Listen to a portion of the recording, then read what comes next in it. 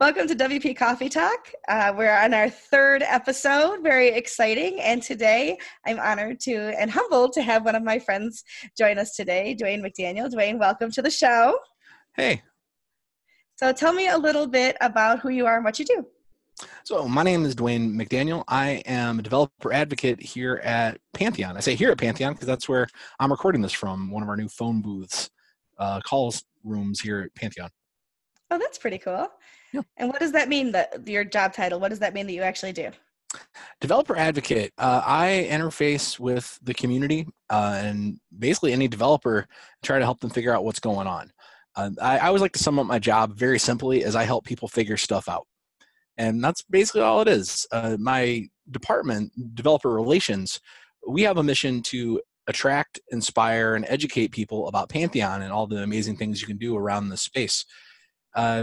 Some of my favorite parts of my job are training people, actually getting on the phone with them or a Zoom call and walking them through not just Pantheon, but how they can better improve their workflow, how to use third-party tools like WPCLI or things like Circle CI, other things that have eyes in them.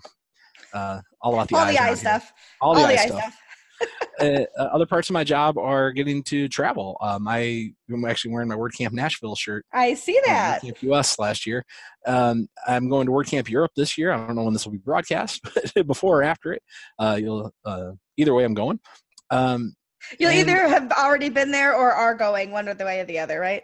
That's correct. So I get to travel quite a bit and help people inside of Pantheon as well figure things out. They help them understand what the community is facing and bring that feedback that I get from the rest of the world back to our management and tell them, like, this is how we can better serve everyone. And that's how I got to know you, is through traveling and running into you at WordCamp after WordCamp as well. So it's been a pleasure to know you before today as well, and count you as one of my friends. So absolutely, thanks for that. So this is WP Coffee Talk, of course. So I ask everybody to have a mug and to tell a little bit about their mug, and then tell me what's in your mug. So what's up with your mug? So for the past, I would say, going on 4 years now, I've been using this or a mug just like it. We have like 6 of these. We might not have 6 anymore. I don't know. I just found the one that I left from the day before in the dishwasher when I come in the morning, and it's been this mug for a very long time. Nothing's really special about it. It used to have green, this white bits out here used to be bright green, and that dishwasher took all of the color off but left that the background. It's a good size. I'm not a small person, so my hands are, you wrap around it big. Yeah. And it just dissipates heat well. That's what the other thing I really like. I drink a lot of warm beverages all day, mostly hot water. Okay. But I start with a cup of tea in the morning, have like espresso in the afternoon maybe, but throughout the day I'm constantly hydrating, and I like to get hot water in here and then let it cool down over time, and that's why I like this cup. It dissipates heat very well. And what are you drinking tonight?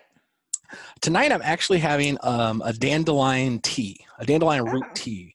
I was inspired by one of my favorite YouTube series over the past weekend. I watched, it's Emmy Made in Japan is the name of the channel, and she makes and tries interesting things, interesting foods, and describes them in very great detail. And she made her own dandelion root tea off of a recipe from the Civil War. And it's a coffee alternative. So it has the same bitterness that you'd expect from coffee. Not the same taste as coffee. It's definitely not coffee. But of all the tea drinks I've had recently, this definitely is the most coffee-like. So it's like I'm drinking coffee, but it's herbal. No caffeine. And you like it? Very much. That's good. Sometimes people drink things they don't like because it's healthy for them. I am not a proponent of drinking things you don't care for. So I completely agree. I am drinking out of my Give mug today. Most people know that I work for Give. I work for impress.org, and Give is one of our products. And in my cup today, I have water because it is now after 7:30 at night. And if I were to have a cup of coffee right now, I would probably still be awake when the sun came up in the morning. So I'm going to stick to water tonight, but usually I do have a nice breakfast blend with some cream and sugar. Right on. Yeah. That's like the same reason. I'm on the West Coast, so 3 hours earlier, but still I don't want to be up all night. The older I get, the more caffeine affects me after 4. Exactly. But regardless of what's in our cup, WP Coffee Talk is about having a nice conversation between friends over whatever's in our cup. So coffee or otherwise. So tell me a little bit about how you got started in the WordPress industry. Now, I know that Pantheon is not just WordPress. Is that correct? That is correct. Okay. Oh no, I got two questions to answer. So let me start with myself. Yeah. I had been using WordPress.com. Oh, I don't even remember when I started. Maybe 2010. Writing various blogs here and there. I've been a blogger for many, many years. The vast majority of my work was on MySpace, and when that all vanished, that was a mixed blessing. And that taught me the importance of you really do need to own your own copy. And that's one of the tenets of open source. And the fact that Murdoch can't just decide we're not doing this anymore and just get rid of it all. So that's how I originally found WordPress. I was just a casual user, though. I never even thought about WordPress as a platform, just a website, really. And then when the end of 2013, I was very heavily involved in the improv community in San Francisco and decided to do this pretty ambitious at the time project to unite all of the theaters under one banner called the SF Improv Calendar.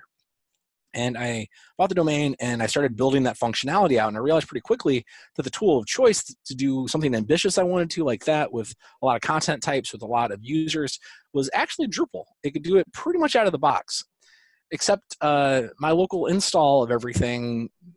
I had ran into the classic MySQL didn't recognize my PHP version, and every developer in the world knows that feeling. And I was ready to throw the whole thing out the window and just move on with my life. But a friend of mine who went to college with one of the founders of Pantheon said, no, just put it on Pantheon, it'll just work. And sure enough, I went home and 5 hours later had a version of the website completely functional. Doesn't look great, and it took me a while to get it to look all right, but it was completely functional for the vision I had in mind. I know that's not a WordPress story, but that's what got me to Pantheon. I was like, well, what are these guys all about? Like, seems like a really interesting platform. And I came in about the time that they were starting to open up the door to work on WordPress stuff. The first time I ever touched WordPress code was middle of 2015. It was the first time I ever downloaded and installed WordPress itself. And then it wasn't until October of that year, WordCamp Toronto, that actually met the community. Because I'd gone to DrupalCon and various Drupal events up to that point. But there was something really stuck out about that event. And I said, I want to go back to another WordCamp. It turns out I had just missed the last WordCamp San Francisco, where I'm headquartered. And that was the last one. And I've kind of regretted that and kicked myself a few times. It wasn't my fault. I just wasn't involved in the space, and I just didn't know what I was missing at that point. But that's the very long, windy version of how I got to WordPress. And then once I started digging in, that's where I've been. I still do a lot of Drupal work, still go to a lot of Drupal events, but working on WordPress stuff. And I know that you've been involved in a lot of community aspects of WordPress as well. So obviously I've seen you at WordCamps. I've seen you representing Pantheon, of course, but you do more than just represent Pantheon at WordCamps. So what I didn't know was when I showed up to the contributor day for WordCamp US last year, that you were one of the leads that day of what we're all doing. And like, you got me on the Trello board and you got me all those things. So talk a little bit about what you've done with the community too. Oh, sure. So I see a very important part of any open source project is the giving back, is the actual putting time back into the project. We're using this code for free, but it's free as in beer, and it's also free as in kittens. You have to take care of it. You really do. And if it doesn't, it's going to die. If nobody takes care of it, it'll die. So it's very important we jump back in. Now, back when I first started contributing, my technical skill prowess was pretty low. I hadn't been doing anything technical for a while, like building websites, sure, but not getting in at deep code level, where the core really intimidated me. And it was at WordCamp Atlanta 2017, actually, that I sat down, and Bridget Willard, who was assisting with the marketing team, said, I need some help. And I just started helping her. We went to WordCamp Europe that year, and that's where we set up the Trello boards. And then later that year at WordCamp Seattle, I was watching the keynote. Andrew Middleton said, "We have the two leads of the marketing team here, Bridget." I'm like, "Oh, who's the other person?" He's like, "Oh, and Dwayne, where are you? Stand up." I'm like, "Oh, well, I guess I'm a lead now." And that is how I became a rep for marketing. Surprise! And literally, very happy to do it. We wrote and created some of the things I'm very, very proud of in my contribution over the years. But after about 2 years of doing that, quite honestly, I felt that I'd kind of served my term Yeah. on doing all that. After having helped write the jargon glossary, which is one of my proudest things that we ever got done, creating the Trello board itself, implementing that in a way that other teams took it and ran with it. The training team and the design team are also using Trello now. And then at WordCamp Atlanta this year, after being a little directionless, not sure where I was going to contribute the most next. I still was showing up to contributor days like at WordCamp Phoenix and helping people sort things out. If you show up to a contributor day and say, "I want to help," and that's all you just need some guidance. You just need someone to tell you, "Here, go read this," or "What are you interested in?" and facilitate those conversations. And I really do enjoy doing that. But at WordCamp Atlanta this year, someone from the WordPress TV team, Steven, name's blanking on me right now, his last name, but Steven stood up and said, "Well, here's what we need people to do." And it's like, well, I can do all of those things. I'm very familiar with how to do those things. So why don't I just pitch in? And since WordCamp Atlanta, that's where I've been spending my time. Is very proud to say I got WordCamp Manchester edited and uploaded, WordCamp Lancaster uploaded. So I don't know if those are approved yet to get actually out on WordPress TV. They will be by the time this airs probably. Yeah. But if you know how to handle video editing equipment, even slightly, even iMovie, desperately need some help. That's the WordPress TV team is really only slowed down by the amount of processing hours we have. Right. It's really simple ask. Simply watch the thing, make sure it's appropriate, follows the guidelines, cut in a slide at the beginning and the end, make sure you can actually hear the thing, and then upload it. And that's a little bit of metadata work. But anyway, that's where I've been spending my time for contributing, the last little bit. That's great. Fantastic. And you do this other little thing called karaoke? Oh, WC Karaoke. Well, not just WC Karaoke. Karaoke in general, it is my jam. I sing karaoke at least once a week. Some weeks, 3 or 4 times a week. It is one of the rituals that keeps me very, very grounded. That every karaoke bar is kind of like every other karaoke bar in the world. And insofar as there's a DJ who actually manages things, there's the singing aspect, there's typically a bar involved. And it just, no matter where you are, karaoke is karaoke. And there's a spirit to it. And this is just a niceness to it. So I was very happy to meet a lot of other people in the WordPress community who also love karaoke. So I definitely did not start WC Karaoke. Somebody else started that hashtag long before I did. Matt from GoDaddy and Mendel had a conversation once that they both think they started it.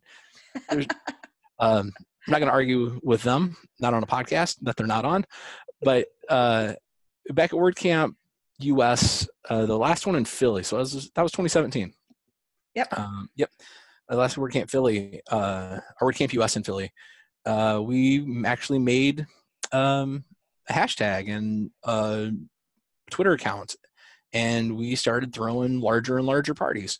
In fact, Nashville this past year, one of my proudest achievements I've ever pulled off in the community at all was I rounded up and spread the word that, hey, there's this massive karaoke party happening. And then an hour before the actual party was supposed to start, I found out that the venue that we had decided on was overrun by a completely different crowd, and it wouldn't have been a good fit. So we very quickly called audibles, changed, I think, 3 times. But thanks to the love of the Twitter community, like about 150 people still showed up to, wow. Yeah, a Wannabes on Broadway. And it was just a magnificent time. People said that was one of the best parties they went to the whole time. And just super proud. Not that I pulled it off. I am a little proud of that. but Sure. proud that people walked away saying, wow, we really, as a community, came together and made this happen. Because that's what it was. If people would have been like, I need someone to specifically say at this time and I need to RSVP 3 months in advance, it would have been a very different. Yeah. No, the people like just go with the flow, and that's the spirit of karaoke. We're just going to go and see what happens. It's almost like what do they call those? Where everybody just shows up and does it at the same time. I can't even think what they call that now. But Flash mobs. Yeah, like a flash mob, like flash karaoke, which could be taken entirely the wrong way. So forget I said that. We're all just going to sing Flash Gordon songs off the Flash Gordon soundtrack, which is not a great soundtrack. No, not so much. Not so much. No, I own it on vinyl, but would not recommend buying it. So people want to know about you. Do you have more than one purple jacket, or are we wearing that same purple jacket to most of those karaokes? Purple jacket. So you're either talking about one of two jackets. One, my WordCamp Baltimore speaker jacket. And yes, I only have one of those because I've spoken there twice, but they only gave me one jacket. No, there's a velvet one I'm talking about. That one. That one's actually dead. That one finally broke. The Pantheon finally started showing through in the arms because it dry cleaned 2 times. I need to go get another one of those. I'm waiting for Men's Warehouse to have another buy one, get one free sale. There you go. But that is where I got that tuxedo jacket or smoking jacket. I still have its brother, the black one, and I might just be wearing that one next time you see me. Very snazzy. It looked very, very good. I like dressing up a little bit. Yeah, obviously not every day. Why not? Well, yeah, but for special occasions, it's something kind of fun, for sure. In fact, speaking of fashion, this is a weird fact that people inside of Pantheon have never seen me not wear camp gear, like something I got from a camp. This is like my uniform in the office. I just wear one of the many, many, many t-shirts I've gotten from one of the events I went to. Conversely, people from the WordPress community watching this is one of the few times they'll have ever seen me not wearing Pantheon gear. Because when I'm at a camp, I am always, if I'm not wearing a tuxedo, I'm wearing a Pantheon shirt. So this is a rare peek into the real Dwayne. With a plaid shirt over the top, perhaps? That was just a DrupalCon. We had the plaid. Oh, I know, but you were wearing something like that when last year when we were taking Inception pictures. Oh, my Inception picture photo. Yeah, maybe you can slice that in. I can send that gift to you. So I have little rituals that keep me grounded. And when you travel as much as I do, your life is a little bit chaotic, you have little touch points that keep you going. So I have basically a uniform that I wear whenever I speak. Last year, and I think the year before that, just nobody noticed, it was a blue checkered shirt, like a blue plaid. I have since retired that shirt. It's not thrown away. That is a shirt I'm keeping forever. But I've replaced that with an actually older shirt that I have that's gray, that I didn't want to go buy a new shirt for this, but I thought it's time to change out because I've been called on it now. Now that people are aware that I wear the exact same thing every time I speak, people started calling me out on it. So I had to switch it up this year. But this year it's the exact same shirt every time. Well, but it works well for those Inception pictures, right? It really did. That was a 2018 project, and I will not repeat that because that got so silly in the middle of it. And then I had to do it at WordCamp US when I spoke there, and it was just ridiculous. It was over the top. At the end of it, I get a 24-second animated GIF that goes through my entire year, and that was really nice to have. But was it worth it? I don't know. It's nice to have, though. It's very nice, and I'm very glad I did it. It's not a 2019 project. I have 2 projects going on this year, and I'm not trying to talk about them until the end of the year. But if you go to all my talks, you might notice a trend of a couple things happening. I'll have to start watching you on WordPress TV if I'm not there, for sure. Yeah, and hopefully if you volunteer, you can make sure that my videos get up to WordPress TV a lot faster. I'm already volunteering on a few too many things, so I'm going to let that go to somebody else. All right, so anyone else watching, if you want to go to make.org/TV, and that'll take you right to that proper channel. Perfect. No pun intended. Exactly. Same bat time. So one of the questions I'm asking everybody is, what's something you think when you look at, when you look at hundreds of sites like you and I both do on a regular basis, what's something you think that people either skip over or skimp on or don't focus enough attention on to take a site from being a decent site to a really good site? The gut answer that I want to scream at everyone in the entire world is tab-only accessibility. Whenever I go to a website, literally I start hitting tab and see what it does. It's become a default nature for me, unless I'm very specifically going to a website because I need to get very specific pieces of information off of it. Mm-hmm. If I first encounter a website, it's the first thing I do is start hitting tab and see what it does. And the sites where it just goes to the URL bar and that's it, I see too many sites like that. Mm-hmm. Beyond that, it all comes down to functionality and usefulness. I did a fun experiment earlier this year where I started at the border of Maine and New Hampshire on the one. I think that's New Hampshire. Yeah, that's New Hampshire. And just started on Google Map, like slowly dragging my way up the one and stopping at all the restaurants along the way, like that are located right off the one. And I found out very quickly that people over-engineer restaurant websites a lot. When I go to a restaurant website, I as a consumer want to know like 5 basic things. Where you are, when you're open, a phone number to confirm all of these things are true, and a menu. That's basically it. So like 4 things, not 5, but so many over-engineered sites that don't take into account what does my end user actually want to do when they engage with this service. Mm-hmm. I think we get caught up a lot in the fancy I can do this that we stop to think, should we do that? Just and again, that speaks to my design aesthetic. I still use 2016 unmodified theme for my WordPress blog because it's beautiful, simple, and responsive and accessible. Like it's out of the box. It served all my needs. Perfect. I love that. And I love that I'm getting different answers from everybody I talk to, which is also wonderful because there are a lot of things that we all need to take into consideration, which is great. So it's almost unfair to ask you this question because you do go to so many WordCamps and meetups and things, but what are some of your favorite, just 1 or 2, because I think probably you and I could talk for hours and hours about this. What are 1 or 2 of your favorite WordCamp speakers or WordCamp experiences or talks that you've given, either from the audience perspective or from the speaker perspective? Like what are 1 or 2 of your top experiences at WordCamps? Wow, that is a lot of conversation right there. I'm telling you. I know. Keep it to, just grade it down. So the talks that I reference the most is what I can really base off that first part. So speakers that have inspired me. The 2 that stand out the most, one wasn't a WordCamp. It was WooComp 2017, the last WooComp that happened.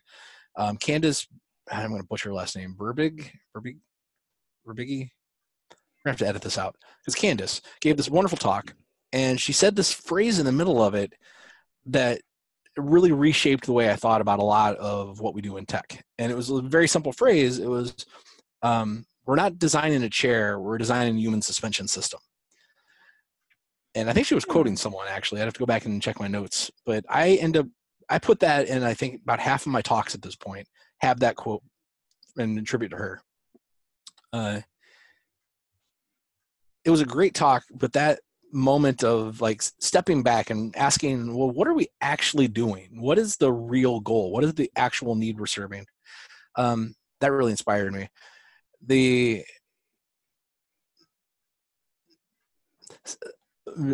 There's a lot of hesitation here because I go to a lot of Drupal events as well, and there are Drupal talks that I'm like, oh no, but that was a Drupal talk, so that's what I'm doing in my head right now. There's a talk that actually I have pulled up in another window on this machine right now. It's Ben Byrne from Corner Shop Creative. His talk from WordCamp Seattle 2017, I think, on how they extend the WPCLI. I'm actually working on a workshop for WordCamp for publishers on this, and I'm consulting his notes for a few key points. But I had not really thought through what extending WPCLI could really mean until he gave basically a case study on how his agency did that. And it just completely opened my eyes to, wow, we're not really just dealing with, slight modification to WordPress. We are talking about how to do advanced programming completely customizable in a sane, maintainable way over time. From just a development perspective, like completely shifted things. I'm not going to name one of my talks, but the thing that I've started doing in talks in the last year that has changed, it's been about a year and a half, but I'm doing it more in like almost every talk I give now. I am embracing Q&A in a different way. The Q&A section, tends to go in a number of ways. The worst way it goes is you have that one person who stands up and does a rambly question statement and takes up the entire time, and then you're done. You can't really do anything else. So I'm also worried about, I am the subject matter expert at that point. And like, am I going to say the wrong thing? Am I just going to be wrong up here? And it's about the time I started giving talks about WPCLI, it dawned on me that if I engage the audience for a conversation at that point, rather than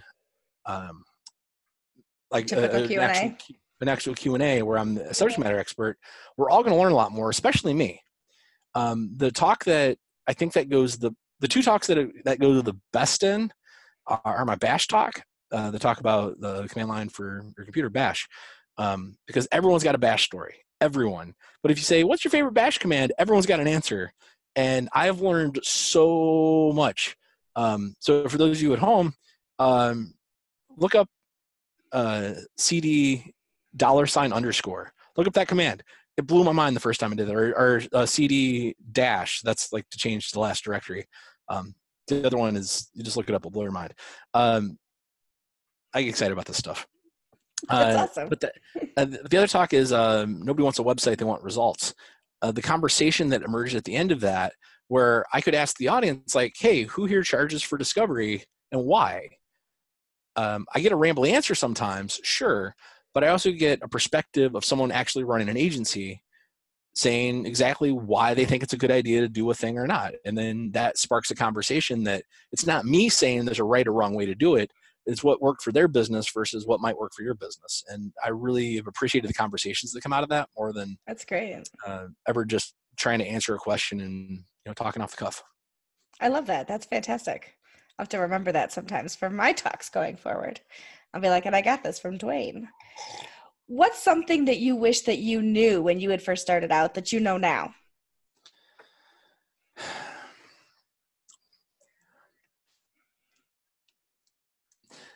That there will be a temptation to fall to click. And this is true of like anything you do. And this is true of the Drupal world, the WordPress world, any kind of world at all, where eventually you start seeing the same faces and those become your people. To step back and have someone say, hey, just remember you're here for everyone and everyone's your people, and clicks aren't a good thing. I wish someone would have told me that sooner than later. I have no I've been burned terribly. And of course, all the dear, sweet friends I have that I show up to events and I get to see people like Adam Warner in the world and Mendel, I mentioned him earlier, not to pick on GoDaddy people, but yeah. This person. Yeah, Nathan Ingram, thank you. I'm kidding, Michelle. And I love seeing all my friends, but there was a point where I didn't know you. Right. There's a point where I didn't know any of my other friends. And being reminded that, hey, you're here, just say hello and start talking to everyone. I hit that epiphany point about a year ago, and it literally changed the way I felt about everything. And now I am so excited. And not that I wasn't before, but there's an excitement that I feel every time. It's like, I'm going to go, and I get to go to somewhere where I don't know people. Like, I'm going to Asheville, North Carolina this week for WordCamp Asheville. I know a handful of people that are going to that, sure. But I have never been to Asheville. I don't know that community. And I am so overwhelmingly excited that I get to go hang out with that community and meet new people and just be a part of that. And if you don't have that viewpoint that I get to go and be part of this thing that I'm currently not a part of, I'm going to go hang out with my friends and we're going to do, a quick closed off thing. That will burn you out so fast. That results in so much mental pain at the end of the day. Versus, I still don't see a downside to just embracing the community at large and just, and it can be as simple as sitting at a table with people you don't know, even if there are people you do know there. That's it. It doesn't have to be. I'm an outgoing person. I could make friends in a room full of people that don't speak English, I think. I would do my best with their language, but I am terrible with languages. Yeah, it's going up to someone you don't know and saying, "Hey, I'm also a WordCamp. I love WordCamps. Are you having a good time?" There's the typical, you can go up and say, "Hey, what do you do?" Or "How are you involved with WordPress?" I find that kind of does put people on the spot if that's the first thing out of your mouth. Mm-hmm. Now, one of my favorite questions is, what do you do with WordPress? Don't get me wrong. But if it's just socializing, being around, like, hey, are you having a good time? See anything fun? And that will start the conversation going. Everyone at the camp is there. I shouldn't say everyone, but most people are there to learn and to connect. As we all know, probably everyone that's watching this, it's a very isolating world to work with, tools, to work with websites and things. Right. Right before this, I was, cursing under my breath heavily for, why will you not just register that command that I did the right way? Oh no, my local machine, I hate you so much. I was really raging at it. Like, I'm laughing about it now, but I wasn't before we joined this call. I'm sure, yeah. But if you don't have things like this, where you are connecting with real people out in the world, that can become your entire world, and man, that gets dark really quick. Mm-hmm. Absolutely. I completely agree with you. One of the things I love about people like you is that if there's somebody who doesn't know anybody, they feel suddenly like they have a friend there, which is a wonderful thing. So, yeah, I'm all about that. It's not a WordPress story again, but it's okay. I was at an event in Massachusetts earlier this year for the Drupal World, and just did the exact same thing. Walked up to someone's like, "Hey, I'm loving this camp. Have you ever been to this camp before? Are you enjoying it?" And she said later, like, "I was so completely overwhelmed, didn't feel like I fit in at all, and you were just nice. And all of a sudden I realized, like, everybody here is just nice." And sometimes that's all it takes, is just a friendly hello. And it makes all the difference in the world. So next time you're at an event, doesn't matter what event, see someone you don't know, go up and be friendly. Maybe that's all they need. They might not immediately come back. She was very reserved and like, just let people be them, but like, just be friendly. You mean don't stalk them? Don't like be aggressive with it, obviously, but be nice. That's awesome. I love it. I'm ready to move into our rapid fire questions, unless there's anything else you'd like to bring up. Well, this is pretty rapid fire already, but okay, let's go. No, these are more rapid fire than that. Okay. What are 2 to 3 WordPress plugins that are on your must-have list? WPCFM, the configuration management for WordPress.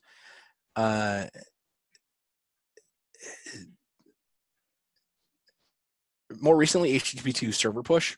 That will automatically kick in the HTTP2 architecture and let you start parallel loading things. I saw immediate performance gains. Everyone's site's going to be different, and there's a lot of argument that maybe it's not even needed, like this parallel asset loading. But as JavaScript advances and we can more fine-tune control that, I think it will be a better asset, and it's just getting used to having the plugin there all the time anyway. Awesome. Not the shortest answer in the world, but that's okay. Those are the 2 I always put on sites. What is one of the biggest WordPress mistakes that you've made, and what did you learn from it?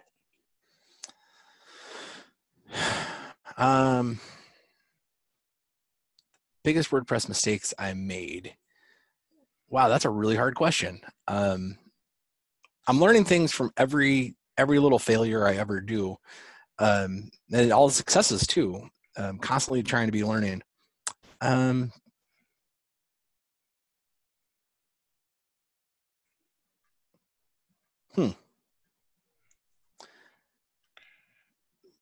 So, what would I consider a failure though? Like if I end up getting it working, it's not really a failure. It was a setback.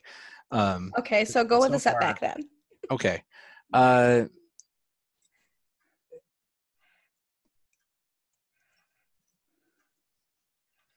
You want to come back to it?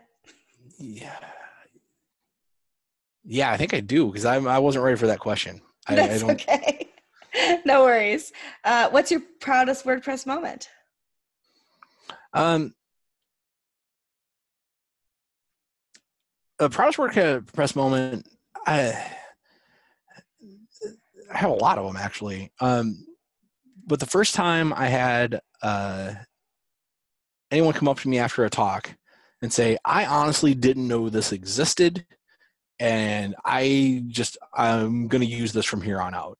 That would be the WPCLI talk. The first time I ever delivered that and had someone come up after me afterward.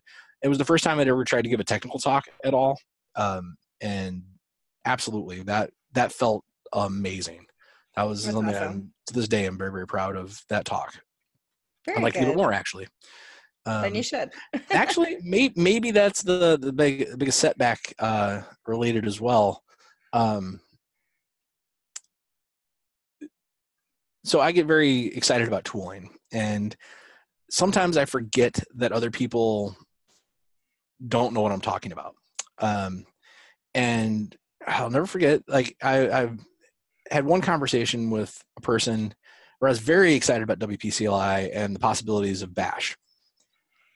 And they basically were very frustrated about some things going on. Wasn't me, but that was the tip of the iceberg. And it was obvious I wasn't listening. It was obvious that they were just fed up with someone telling them another technical answer that they didn't understand.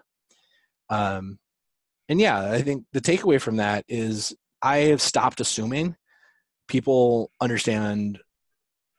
Like if I say, here's the tool that fixes that they'll fully grasp what I mean. Like, and now I am actually pretty careful to step back and say, well, that's like, look at what you're actually doing now. Because I never want to belittle anyone, but if I understand how they're approaching this problem set now, it's a very different conversation. Like, oh, just do this. And yeah, now thinking back on it, like that's one of the few moments in my WordPress time that I've ever been embarrassed on. That person reading me the riot act that I haven't thought about that in a while though. And you learned a good lesson from it because you've changed the way that you approach people. That's wonderful. Absolutely do. Absolutely do. If you weren't working in web, what other career would you most like to pursue? I've always said if I had infinite amount of money, I didn't have to worry about it anymore. I would just watch videos all day and help organize them on archive.org. If there was actually a paying job to do that, I might drop out of web and just do that, even though that is web related. My favorite job I ever had in my life, outside of the current one, because this is the best job I've ever had, was working. It was a toss-up between two. One was a pizza delivery job, because it was just fun. It was just fun. I did that for about a year in my life back post-college. No future in it. Didn't pay well, but man, it was fun. Like even the hard work parts were fun. And I also worked in a factory for almost 3 years through the end of college and right after. And that factory shut down. And that's part of why I moved on with my life. But being able to just do whatever I wanted in between parts falling off a machine. I read so many books, listened to albums, like drew, wrote, anything I wanted because I had like a 45-second cycle. It takes me 15 seconds to process the part. You could let like up to 10 parts build up before like you process things and it wouldn't really matter. So, I did 5-10 minutes to do whatever I wanted. And then, do my job and then keep going. And I really enjoyed that job too. So something that's either really fun or mindless, but I don't know. I haven't done a lot of things outside of sales or tech. See, I was going to guess that you were going to say a full-time stand-up comic. No, that's a horrible life. Good to know. if you haven't watched Jerry Seinfeld's Riding in Cars, Getting caught, comedians riding in cars, drinking coffee, highly recommend binge watching it. It's not that long of a show, and you'll walk away with a new appreciation for how horribly depressing comedians' lives are. Good to know. It's hilarious, though. It's a good thing, then. I know a lot of comedians, and I would not want it's a tough life, especially if your jokes don't go over the way you expect them to. And especially if they do. Like, well, there you go. Yeah.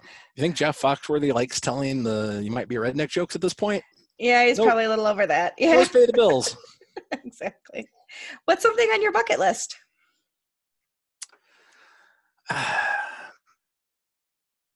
It's going to sound super morbid, but I don't have a bucket list because I'm always surprised I'm still alive. Like, honestly, it always amazes me that, like, I made it this far. I've gotten to do so many amazing things. I've been to, 5 different continents, 47 states at this point.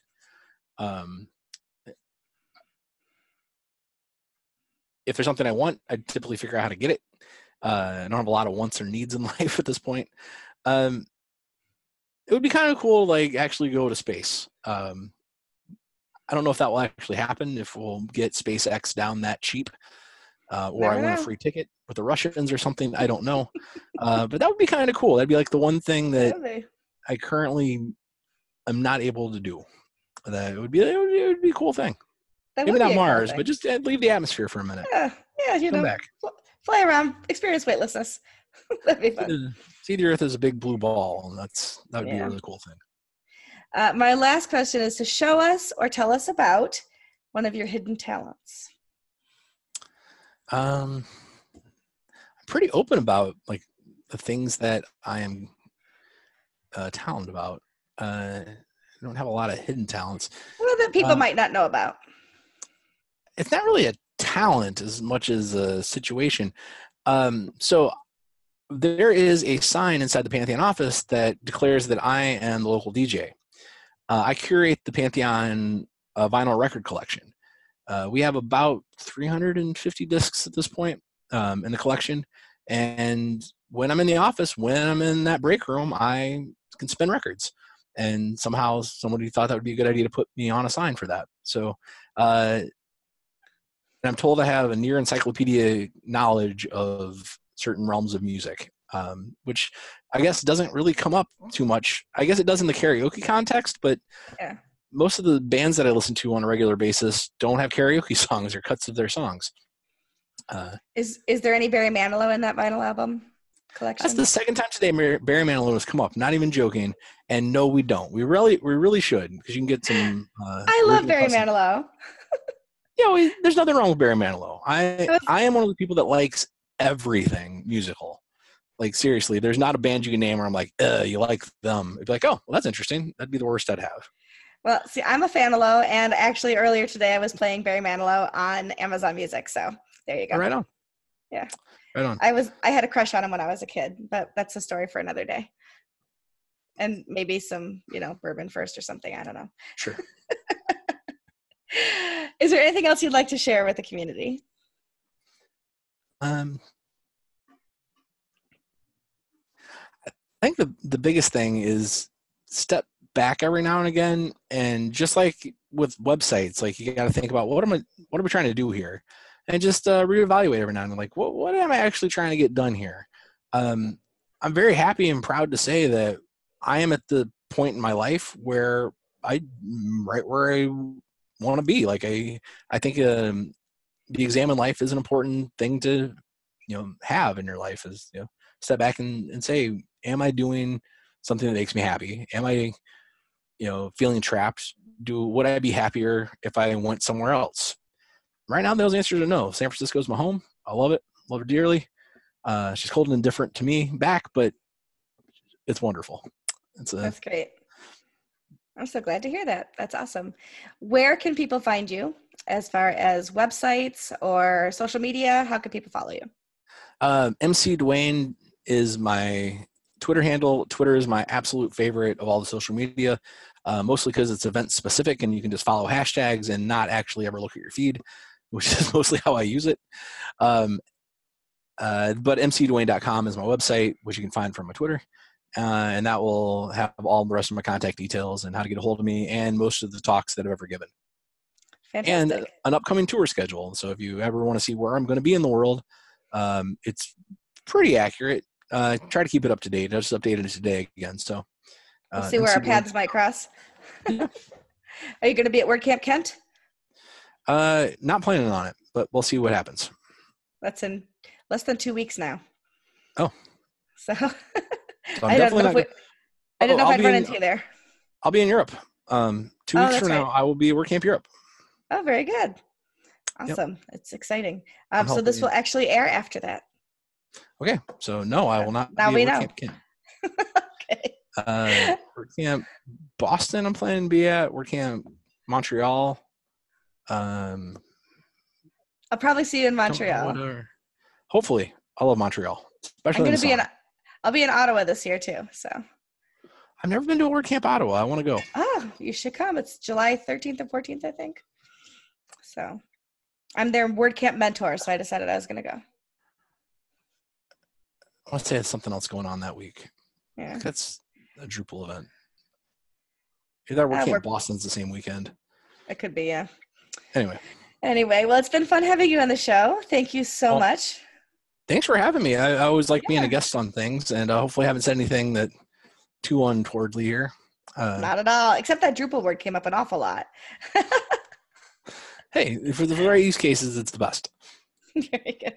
Well, thanks for being on the show, and we will be chatting with you soon. All right. Well, thanks very much for having me, Michelle. No problem. Bye.